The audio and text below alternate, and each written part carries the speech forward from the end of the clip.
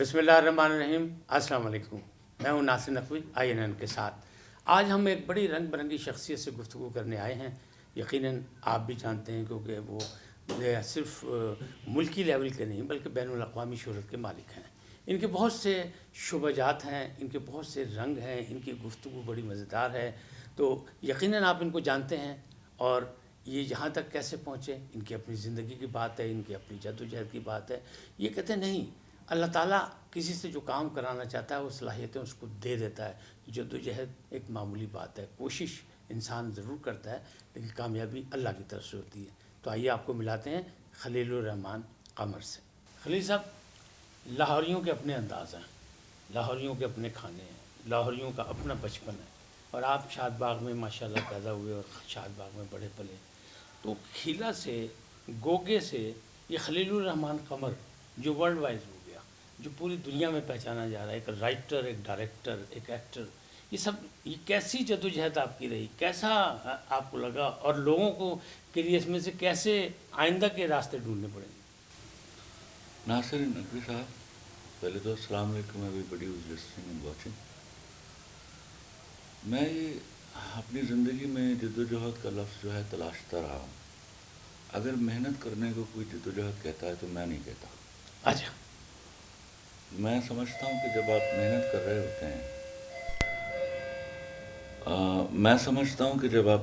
رہے ہوتے ہیں تو آپ راہ خدا پر چل رہے ہوتے ہیں اور اللہ آپ سے خوش ہو رہا ہوتا ہے، راضی ہو ماشاء رہا اللہ، ہوتا جی ہے۔ جی۔ تو میں اس کو جد و جہد نہیں مانتا۔ کہتے ہیں حرکت میں برکت ہے نا؟ مجھے کہنے دیجیے۔ جی، میں بہت سارے انٹرویوز میں کہہ چکا ہوں کہ اللہ تعالیٰ نے مجھ پر دو طرح کی مہربانیاں فرمائیں، right from the early childhood. ایک تو مجھے عطا کیا، لکھنا عطا کیا، اذن قلم دیا، اور دوسرا مجھے آگہی دی کہ مجھے اللہ نے عطا کیا ہوا ہے۔ یہ بہت بڑی نعمت تھی جس نے مجھے ایک کانفیڈنٹ بچہ بنایا۔ اور میں جب اپنے جیب کی طرف دیکھتا تھا، جب اپنی خالی جیب کی طرف دیکھتا تھا تو مجھے دکھ نہیں ہوتا تھا، مجھے دوسری طرف پڑی ہوئی اپنی بے شمار دولت نظر آتی تھی۔ ماشاء وہ پروردگار کی عطا تھی۔ تو مجھے لگتا تھا کہ وہیں سے شاید میں نے سیکھا کہ غربت جو ہے وہ اس کا تعلق جیب سے نہیں، آپ کے ظرف سے ہے۔ کم ظرف ہوتے ہیں غریب، اور اللہ کم ظرفی سے بچائے۔ تو میرے ہاں کھیلے کو گوگا بننے کے لیے، کھیلے اور گوگے کو، دادی میری مجھے گوگا کہا کرتی تھی، میری ماں مجھے گوگا کہتی تھی، لیکن مشہور میں شاد باغ میں کھیلے کے نام سے تھا۔ اس کو خلیل الرحمان قمر بننے میں کوئی وقت نہیں لگا، وہ تھا۔ شاید خلیل الرحمان قمر کا نام رکھا گیا تھا گوگا اور کھیلا، جی جی جی۔ کھیلے اور گوگے کا نام خلیل الرحمان قمر نہیں رکھا گیا۔ تو وہ ایک فطری چیز میرے اندر چل رہی تھی جو کبھی اس ابہام کا شکار ہی نہیں ہوئی کہ میں نے کبھی لکھنا نہیں۔ یعنی علم اور عمل دونوں ساتھ ساتھ؟ اللہ تعالیٰ کی مہربانیاں بالکل ساتھ ساتھ تھا وہ۔ اس دوسری تھوڑی بہت مجھے عادت تھی محنت کرنے کی، تو وہ جب اللہ کی راہ میں آپ تھوڑی سی بھی محنت کریں تو اجر آپ کو بہت زیادہ مل جاتے ہیں۔ تو میرے ساتھ شاید یہ ہوا۔ اچھا، انسانی حقوق کے حوالے سے بڑی باتیں ہوتی ہیں، بڑی تقریریں ہوتی ہیں، بہت بلند باغ دعوے کرتے ہیں، لیکن انسان ہی انسان کے حقوق غصب کر رہا ہے۔ دیکھیے، جہالت اس بات کی ہے کہ پہلے تو مجھے شرم آتی ہے جب یہ انگریزی کی 4 کتابیں پڑھ کے انسانی حقوق کی بات کرتے ہیں۔ اب بہت پہلے انسانی حقوق وضع کر دیے گئے تھے۔ جی ماشاء اللہ۔ میں عمومی طور پر مذہبی چیزوں کو بیچ میں نہیں لاتا، لیکن میں آپ سے عرض کروں گا کہ ان بے شرموں کو یا تو پہلے آ کے یہ بتانا چاہیے کہ ہمارا اس دین اور مذہب سے کوئی تعلق نہیں ہے، ورنہ وضع کردہ اصول ہیں جن سے نہ انحراف ممکن تھا، جن سے نہ انحراف ممکن ہے۔ ایشو صرف یہ تھا، جس طرح کہ آپ کا یہاں برٹش لا جو ہے وہ امپلیمنٹ نہیں ہوتا ایکولی فار ایوری بڈی، اسی طرح اگر آپ میرے مذہب کی ان انجنکشنز کو وہاں یہاں امپلیمنٹ کر لیتے تو انسانی حقوق کا مسئلہ کھڑا نہ ہوتا۔ یعنی حدود و قیود میں رہتے، جب آپ نے کلمہ پڑھا ہے، کلمہ طیبہ پڑھا ہے، آپ مان رہے ہیں، تو اس کی جو حدود ہیں اس میں رہتے تو انسانی حقوق کی بات ہی نہیں. سر میں کہتا ہوں اتنے اعلیٰ حقوق ہیں، اتنے اچھے حقوق تھے ہماری خواتین کے پاس، اتنے اچھے حقوق تھے ہمارے مردوں کے پاس. اب مجھے تو سمجھ نہیں آئی. اچھا میں نے انسان کی بات کی، آپ پھر خواتین کی طرف دیکھیے انسان قرآن کا عنوان ہے انسان. میں تو اس سے بڑے اصول کسی کو مان ہی نہیں سکتا نا. یقیناً جو مرضی، یہ صرف میری مذہبی کوئی تربیت نہیں ہے. میں نے اس کا مطالعہ کیا، جب مجھے ہوش آیا، جب مجھے سمجھ آئی، پھر میں نے دیکھا میں اس نظر سے دیکھوں کہ کیا میں اس کو سچ مچ دل سے مانتا ہوں، علم سے مانتا ہوں.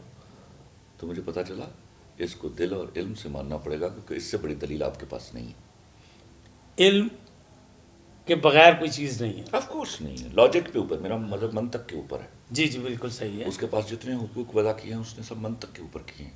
علم کی راہ دکھائی حضور اکرم صلی اللہ علیہ وسلم نے، جاہلیت سے نکالا. جی جی، اس سے پہلے ہمارے جو انبیاء کرام آئے، ہاں جن کو کتابوں جن پہ کتابوں کا نزول ہوا، جی جی وہ سب ایک پیٹرن پر چلتے ہوئے آ رہے تھے، جس کو آپ منزل با منزل اختتام کیا. جی منزل با منزل. حضور نبی صلی اللہ علیہ وسلم. جی جی منزل با منزل. یا وہ اکمپلشمنٹ تھی ان سارے انبیاء کرام کے، جو ان کے پیغام تھے. اچھا گاڑی کے دو پہیے ہیں، میں نے انسانی حقوق کی بات کی، میں نے آپ نے خواتین کی بات کی. یہ لفظ غلط ہے، گاڑی کے 4 پہیے ہوتے ہیں پہلے تو. چل دیکھیں نا، آپ یہ کہتے ہیں نا، کہا جاتا ہے عرف عام میں. نہیں میں نہیں نہ مانے، میں نے کبھی آپ نہ مانیں، میں نے اس چیز کو مانا ہی نہیں کبھی. آپ نہ مانیں، لیکن یہ تو آپ کہیں گے کہ مرد و زن جو ہیں وہ زندگی میں دنیا میں ایک دوسرے کے لیے ہیں.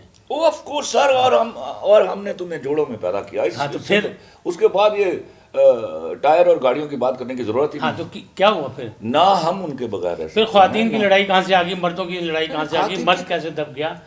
نقوی کہاں مردوں اور عورتوں کی لڑائی ہے؟ کس کی لڑائی ہے؟ چاند تالے آزماں عورتوں کی. میں اب یہاں پر کھڑے ہو کے ان کو ڈیفائن نہیں کر سکتا. آئی وش کہ میرا ان کے ساتھ کوئی ٹاکرا ہو جائے کہیں، اور میں ان کو بتاؤں کہ ایکچولی تمہاری ڈیفینیشن کیا ہے. میرے ہاں کی عورت تو بڑی مذہبی ہے. They follow the injunctions, they know their rights. اور ہم رائٹس کیا، ہم اس سے کہیں زیادہ کرتے ہیں ان کے لیے. کہیں ظلم ہو رہے ہیں ان کو. میں آپ کوئی بھی ذی شعور مرد جو ہے وہ چلا کر اس کی مخالفت کرے گا کہ کسی عورت کے ساتھ زیادتی نہیں ہونی چاہیے. اسی طرح مردوں کے ساتھ بھی زیادتیاں ہو رہی ہیں. جو میرے پاس تم ہو کا جو کانسیپٹ ہے، آپ یہ you will blank the facts. یہ آپ it is happening in our country at a bigger rate. I tell you, اس سے بچنا ہوگا. ہمیں غلطیاں ہو رہی ہیں، کہیں باپوں سے بھی غلطیاں ہو رہی ہیں کہ وہ بیٹی کو شادی کے لیے اس کی رضامندی نہیں پوچھتے. یہ نقصان ہوتا ہے. ایونچولی ایسی بچیاں معاشرے میں نقصان کا باعث بنتی، چاہے وہ گھٹ کر جئیں. تو خلیل صاحب کیا یہ تربیت کی کمی ہے ہماری؟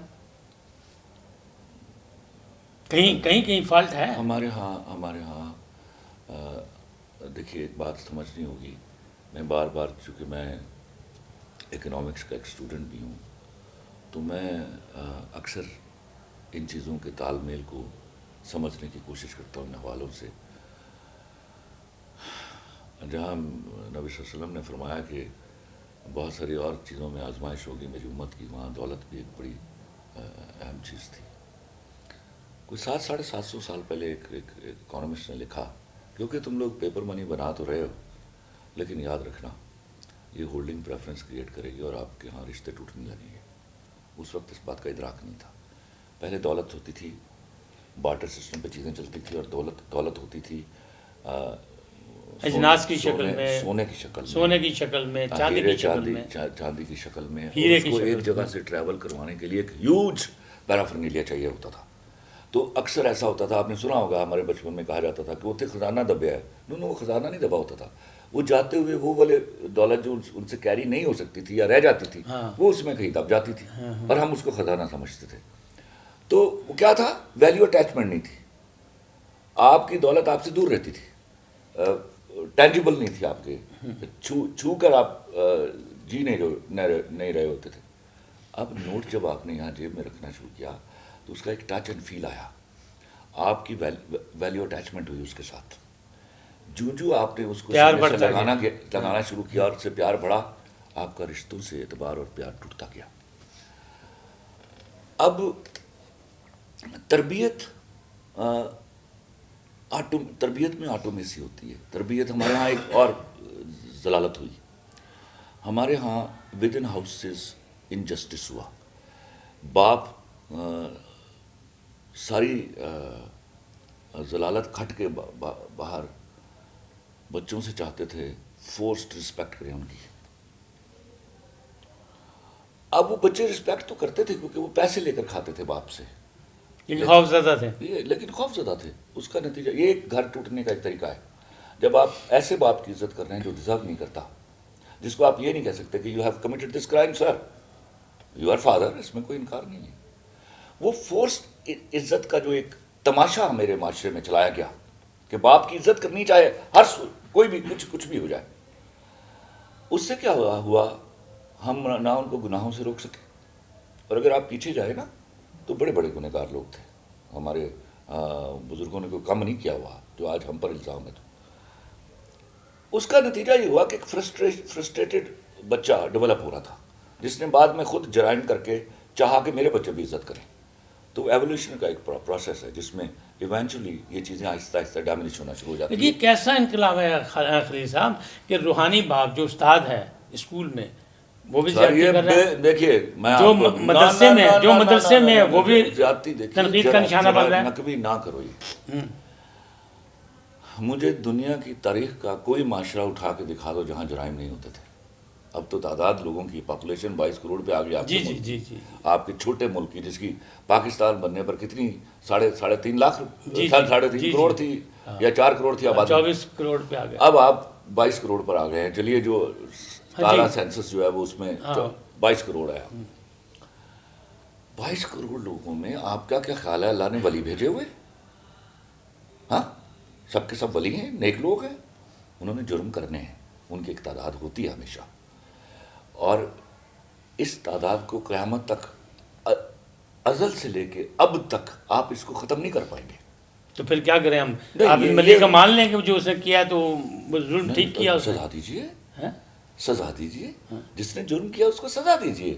ناظرین, میں نے آپ سے کہا تھا ایک کھٹی میٹھی شخصیت, کھٹے میٹھے بول خلیل الرحمان قمر کے, جس کی بازگشت جو ہے بڑی دور تک سنائی دیتی ہے. لوگ بڑے شور مچاتے ہیں. کیوں؟ ایک سچا آدمی ہے, سچی باتیں کرتا ہے, جو سمجھتا ہے, جو دیکھتا ہے, جو محسوس کرتا ہے, اس کی آگاہی لوگوں تک پہنچانا چاہتا ہے. یہ تھی آج کی گفتگو. پھر ملیں گے کسی دوسرے موضوع کے ساتھ. ناصر نقوی کو اجازت دیجیے. اللہ حافظ.